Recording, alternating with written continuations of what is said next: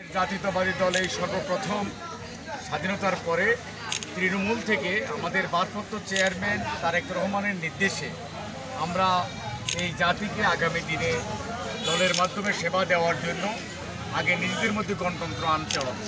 সেই লক্ষ্যে ওনার নির্দেশনাকে মেনেই আমরা তৃণমূল থেকে জাতীয়তাবাদী দলকে গড়ে ওঠানোর জন্য আমরা আমাদের নেতৃবৃন্দর মাধ্যমে আমরা আজকে একটি আনন্দঘন মুহূর্তের মধ্য দিয়ে আনন্দ উদযাপনের মধ্য দিয়ে আজকে ভোট সম্পন্ন করতে যাচ্ছি, যেটি বিগত 16 বছর আমরা এই দেশের মানুষ আনন্দ উপভোগ করতে পারে নাই। ভোট যে একটা আনন্দের হয়, ভোট যে একটা উৎসবের হয়, সেটি এদেশের মানুষ ভুলে গেছে। তো আমরা গত 16 বছর জাতীয় সংসদ নির্বাচনে এত মানুষ দেখি নাই, একটা ওয়ার্ডের ভোটে যত মানুষ সম্পৃক্ত হয়েছে। তো আমরা মনে করি এটা আমাদের জন্য অবশ্যই আনন্দের, এবং আমরা জাতীয়তাবাদী দল আগামী দিনে ভারপ্রাপ্ত চেয়ারম্যান তারেক রহমানের নেতৃত্বে একটি নতুন বিএনপি আমরা তৈরি করতে যাচ্ছি, যেটি এই দেশের জনগণের প্রত্যাশা পূরণ করে যাতে আমরা দেশের সেবা করতে পারি। সেই জন্যে আমাদের দলকে তৃণমূল থেকে গণতান্ত্রিক প্রক্রিয়া উঠে আসার জন্য এবং এই দেশকে গণতান্ত্রিক বাংলাদেশ বিনির্মাণের জন্য আমাদের প্রত্যয় আমরা সেটা শুরু করেছি, এবং ইনশাল্লাহ আমরা জেলা নির্বাচনের মধ্য দিয়ে এটা সমাপ্তি ঘটাবো বলে আমরা বিশ্বাস করি। এবং আজকে যে উৎসব উদ্দীপনা নিয়ে এই এলাকার মানুষ, 1 নম্বর ওয়ার্ডের মানুষ এবং এই বশিরপুরের মানুষ যেভাবে আজকে ভোট প্রদান করেছে, আমি আসলে বিস্মিত, আমি আনন্দিত যে এত আনন্দ উৎসব করে মানুষ ভোটের জন্য এত বেকুল হয়ে আছে, সেটি আসলে এখানে না আসলে বিশ্বাস করতাম না। আজকে এই দেশের মানুষ সত্যিকার অর্থে একটি অবাধ, সুষ্ঠু, নিরপেক্ষ নির্বাচন গভীর আগ্রহে অপেক্ষা করছে, কিন্তু এই নির্বাচনটা অতি দ্রুত প্রয়োজন। কিন্তু কেউ কেউ বলছে আজকে পিআর সিস্টেম, পৃথিবীর ইতিহাসে কম্বোডিয়া প্রথম পিআর সিস্টেম প্রচলন করে, সেই কম্বোডিয়া তো এখন কিন্তু অ্যাবসলিউটলি পিআর সিস্টেম তারা পালন করছে না। আর বাংলাদেশেও আমরা বিভিন্ন বাংলাদেশ জাতীয়তাবাদী দল সহ বিভিন্ন দল বলেছে যে উচ্চকক্ষ যেখানে 100 প্রতিনিধি নেওয়া হবে সেখানে আমরা পিআর সিস্টেম আমরা প্রবর্তন করতে পারি, কিন্তু নিম্নকক্ষ যেখানে ভোট হবে সেখানে কিন্তু আমরা পিআর সিস্টেম, যেহেতু বাংলাদেশে গণতান্ত্রিক ব্যবস্থা ইতিমধ্যে হোঁচট খেয়েছে, গণতান্ত্রিক ব্যবস্থাই নাই, সেখানে আমরা পিআর সিস্টেম ব্যবস্থা করতে পারি না, কারণ মার্কার ভিত্তিতে ভোট হবে।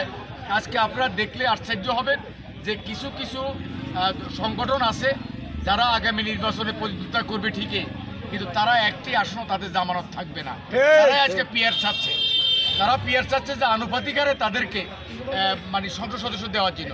এখন ধরেন আমাদের এখানে আবুল খায়ের ভূঁইয়া বা অন্য কেউ নির্বাচন করলো, সেই ক্ষেত্রে দেখা গেল সর্বনা সাহেব 4 জন 5 জন পেল, সে এখন বলবে যে লক্ষ্মীপুর 2-4 দরকার। তা আমরা কি এই দেশের লোকজনকে এটাকে মেনে নেবে? সুতরাং পিআর সিস্টেমটা হচ্ছে এই যে আপনারা ইউটিউবে অনেকে দেখেন যে ভোট দিব এক জায়গায়, তার এমপি হইবে আরেক জায়গায়, তো এইভাবে পিআর সিস্টেম বাংলাদেশে প্রবর্তন করা সম্ভব নয়।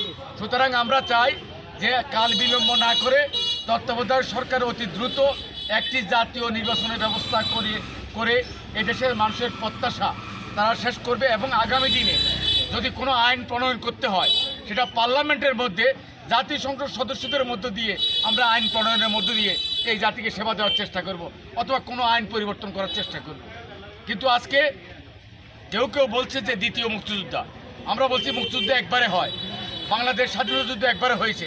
আমরা শুধুমাত্র গত 5 তারিখে যেটা করেছি সেটা হচ্ছে আমাদের মতো থেকে আমাদের উপর চেপে থাকা, এই জাতির উপর চেপে থাকা ফ্যাসিস্টকে আমরা বিতাড়িত করেছি।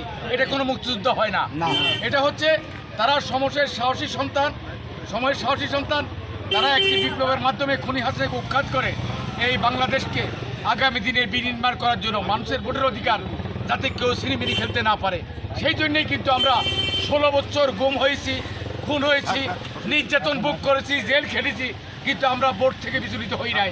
কারণ আমরা যদি আমরা চাইতাম দেশনেত্রী বেগম খালেদা জিয়ার নেতৃত্বে আমরা বিগত সরকারের সাথে আন্ডারস্ট্যান্ডিং করে আমরা ভোটে যেতে পারতাম, কিন্তু আমরা বলছি না, অবাধ, সুষ্ঠু, নিরপেক্ষ, ফ্রি, ফেয়ার অ্যান্ড ক্রেডিবল নির্বাচন ছাড়া বাংলাদেশ জাতীয়তাবাদী দল কোনো নির্বাচনে অংশগ্রহণ করবে না। আজকে কেউ কেউ বলছে যে তারা নির্বাচনকে বিলম্বিত করার জন্য আজকে বিভিন্ন অজুহাত দাঁড় করাচ্ছে। আমরা বলতে চাই এই সমস্ত অজুহাত দিয়ে আগামী নির্বাচনকে বিঘ্ন ঘটানো যাবে না। আর বাংলাদেশ জাতীয়তাবাদী দল 5 তারিখের পরে এমন এক রাজনৈতিক দলে প্রতিষ্ঠিত হয়েছে যে সমস্ত দল এক পাল্লায় মাপলেও বিএনপির সমকক্ষ কেউ হবে না, হতে পারবে না। সুতরাং আজকে এই দেশের জনগণ বিএনপির দিকে তাকিয়ে আছে।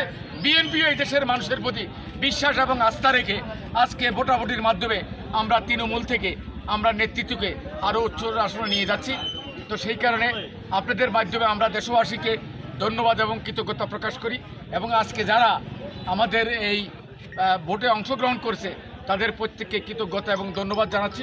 আমি চট্টগ্রাম বিভাগ থেকেও তাদেরকে ধন্যবাদ জানাই।